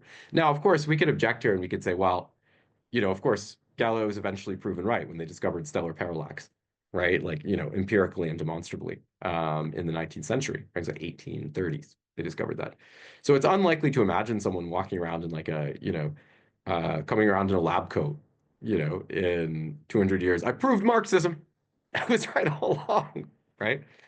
But I mean, the way Althusser essentially responds to that point is he says, well, it's very interesting because sciences are all different, right? Like abstract mathematical objects are not the same things as what we do in biology or chemistry, right? And he said that I find it very strange to declare that a condition for a science is that you could repeat the same experiment under the same conditions and get the same result, right? Because that blocks, it almost seems designed in a way to exclude the social sciences, right? What he points out is that in Marxism, you might experience a certain difficulty because with Marxism, you have these changing conjunctures. But he says that one of the great achievements of Marxism is that it has grown to acknowledge, right? It has grown to acknowledge the nature of the changing conjuncture and to try to incorporate it within its own scientific practice. But I thought it was actually, I will say, to conclude on that point, I thought it was very funny because in 1989, by the way, in 1992, I think the Catholic Church acknowledged that Galileo was right. There's about a 300-year gap. They said, okay, we were wrong to persecute him. But there were controversies leading up to this because a lot of people within the church felt that, maybe we shouldn't say we were wrong about Galileo, right? And actually in 1989, Cardinal Ratzinger gave a speech and he discussed the issue of Galileo. And of course, Ratzinger was kind of a notorious conservative within the church. And he discussed the case of Galileo. And he drew on a kind of irrationalist philosopher, postmodern philosopher, I think Paul Furbat, or I have to remember the name exactly, Paul, anyway. But he drew on his work, and Ratzinger basically argued that the church had been right, or at least not too wrong, because Galileo's achievements were not falsifiable. So he used Popper to justify like this persecution, which to me, I think that's very gratifying with respect to Althusser's point, right? That this is always going to happen when you have like a new science developing, right? That because so every science is different. I mean, that's the lesson of French historical epistemology. You can't create some fucking meta-scientific discourse where you're going to lay out everything in advance, right? Like Hegel's critique of Kant, right? Science is always discovering new methodologies and new ways, right? So amazing. This is really great. I know there's a lot of chat going on. I don't know if Drew, did you want to jump in with a comment? I know you mentioned some. Did you want to clarify what you meant on the editions? If you're still here, Yeah, please. there are two endings to Galileo. So and this is why I always say to people, you got to look at the edition that Althusser is using, because he does think he's always relying on the edition that he sees. So, like when I look at Machiavelli, I always look at his the French translation of Machiavelli, which actually changes because he's using a translation. They're always making changes, right? Actually, a friend of mine, David McKerney, has been working on Althusser's Hobbes, and he finds that Althusser actually adds a complete word, which changes the thing. So what I'm trying to figure out because is which version he's using. So I will get back to y'all, but I think that yeah, I'll leave it there for now while I try to chase this down for y'all. Okay, great. Wonderful. Thank you very much. Okay, so let's talk about our next meeting. So we're going to meet next week on Tuesday night. And so my thought is this. For next Tuesday, I think we should just talk about the materialist dialectic. And then our final meeting would be April 1st, where we would talk about Marxism and humanism to sort of wrap it all up. And then let me also say this. In the month of April, if you all are interested, I wanted to invite a couple of guest speakers, like some Althusserian specialists to join us and give presentations for us. What do you guys think about that? Should we do that as one-off, or should we do that as like a symposium?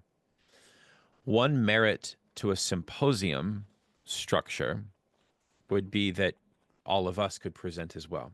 Maybe that would make more sense. And then we could have a keynote that we bring in. But there would have to then be interest on behalf of all of you. I'm working on a paper on Althusser, so I mean, I need to work through. It would help for feedback for that. Maybe that's something we can vote on in the Discord or discuss in the Discord. But feel free to share any thoughts in the chat on what your preference is regarding that. So again, next week we talk on the materialist dialectic, and then Marxism and humanism on April 1st. I think that's actually they're both very rich essays. Giving ourselves a week to read them should be sufficient. And furthermore, then share thoughts with me, and even like people like Drew, who really know the Althusserian school very well, or contemporary scholarship. Perhaps you might make recommendations for people to speak with us. Any thoughts on that, guys? Does that sound okay, or? I'm enthusiastic about it, but I'm not sure if I'm a representative sample. You should talk to the others. Yeah. I like the symposium idea. You Is like that that like idea? a panel discussion? Symposium? Well, that's what we did with our Lukács one, Yeah, that's I what I like was my Plato, actually. Yeah. Symposium. A symposium would be we get like 4 or 5 presentations back to back. Maybe, usually it goes over multiple days, right? Yeah, that's kind of the idea. And we have a precedent for doing that. Just I don't gotta know. It's gotta what do you wait think? for Alcibiades to show up. Okay. That's your job, Charles. Anyway, talking about the symposium, Oh, right. one of the things No, that cracked me up about reading the Grundrisse was running into these multiple occasions where Marx is talking about second naturing and how the second naturing becomes the center and the real thing that then subjugates and articulates everything else. And it made me realize all of a sudden I was like, oh man, got to go back and reread the symposium. And man, was it rich in terms of trying to get to some kind of Marxist sense that was already there. I don't know if that makes any sense, but it's almost as if it's almost in Socrates' speech about Eros, class struggle is introduced to Eros himself as the god. So it's really weird. Anyway. Are you saying that there's a kind of oblique reference to Plato's Symposium in the Grundrisse, that he makes a kind of homage to it? Well, I don't know, but I just smelled it, and all of a sudden there's this hyper second naturing that's going on in Plato's Symposium. Huh. It Wow. already, I mean, even the embarrassing subtext of the Symposium, which I guess most people know what it is, but if you don't, it's like they're talking about eros, and they're also talking about proper man-boy love relationships. So this is really disturbing, and I guess that's why a lot of people don't talk about that dialogue.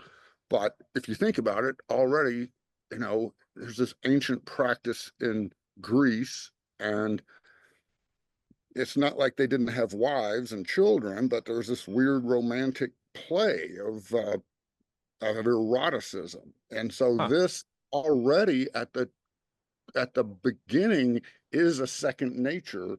And then, of course, you get this torsion out of that second into another second nature.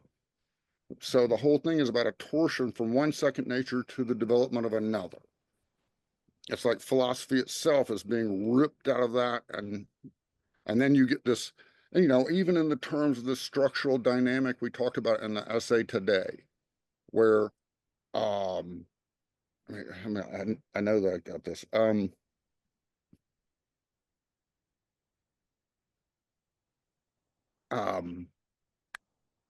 Shit, I lost it.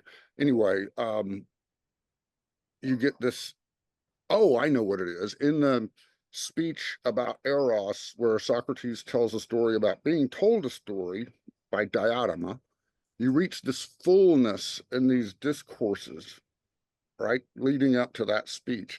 And then in that fullness, all of a sudden there's this shattering, breaking of glass almost. Poof, you get this disruption and a riot, a drunken riot happens, where Alcibiades comes in and gives his condemnation of Socrates for turning the game upside down.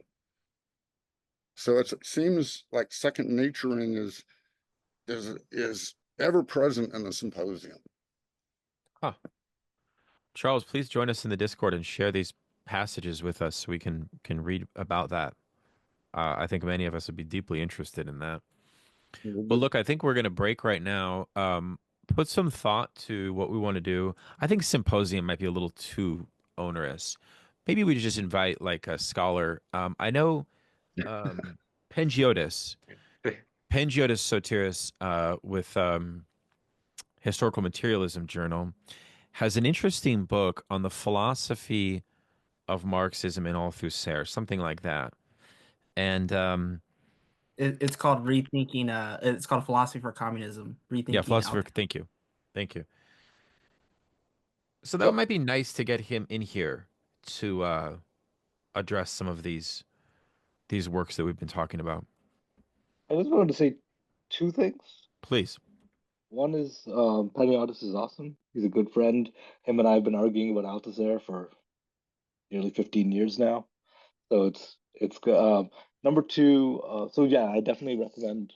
He has a very different take than I do of Althusser, but I definitely recommend him to everyone. Like his work is excellent. Number two, I wanted to say it's very. I just went through Althusser. I just went and looked through the Althusser catalog. He didn't have any Brecht publications before 63. So he actually had no physical Brecht. So it's very clear that he's only actually representing, speaking about the production he had just seen. So one would actually have to go and look at which version Streller is using, and that's going to take a little bit longer than I have time for right now. Number three, I actually went back to the L'Esprit essay while you guys were chatting. It's not based. I don't know why I thought it was based. It was a special issue on Bazin.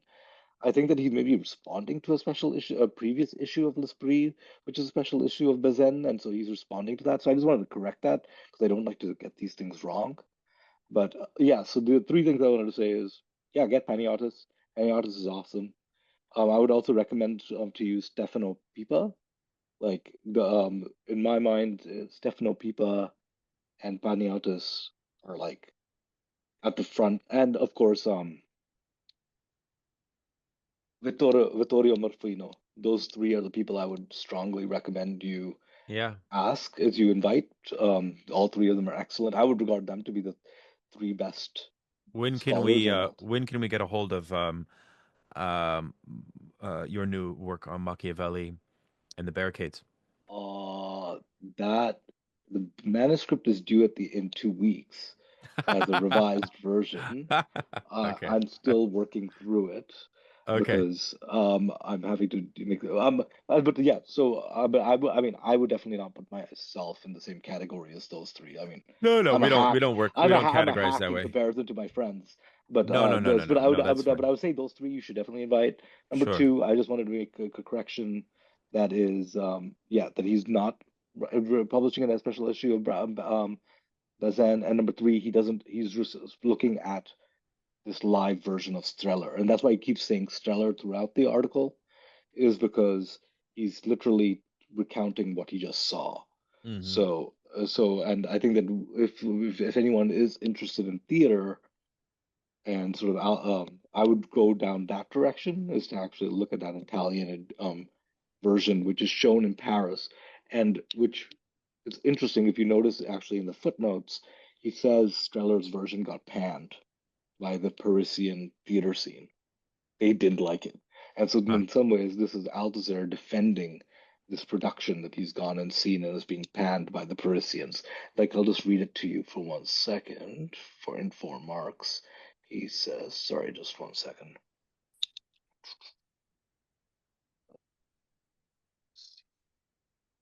Yeah, so he says the first opening line, so copiously from Parisian criticism. It's the second line of the essay, and then the footnote, end of 6.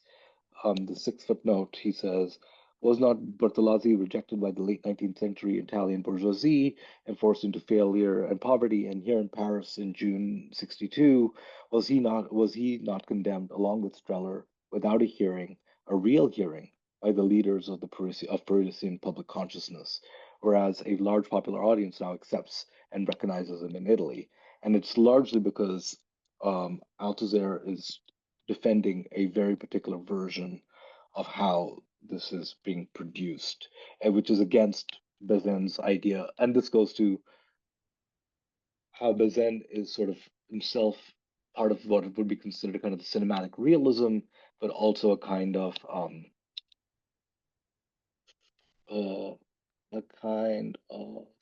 existentialism in theater. So yeah, I'll just leave that there. Mhm. And if you guys decide to do a symposium, and you guys want me, I'm happy to. Oh yeah. Well, presentation. I think we want to do something on your book as a standalone activity, certainly a podcast discussion at the minimum. Um, and I think symposium for might be a little, just a lot, just for my own personal time and management. But I think we should definitely bring in like Panagiotis to give a talk and maybe an additional person. We can discuss this further. We'll break for now, comrades. Thank you all very much for a very stimulating session as always. And we'll see you exactly in 1 week. Thank you very much. Thanks, Chris. Thank Goodbye. you. See ya.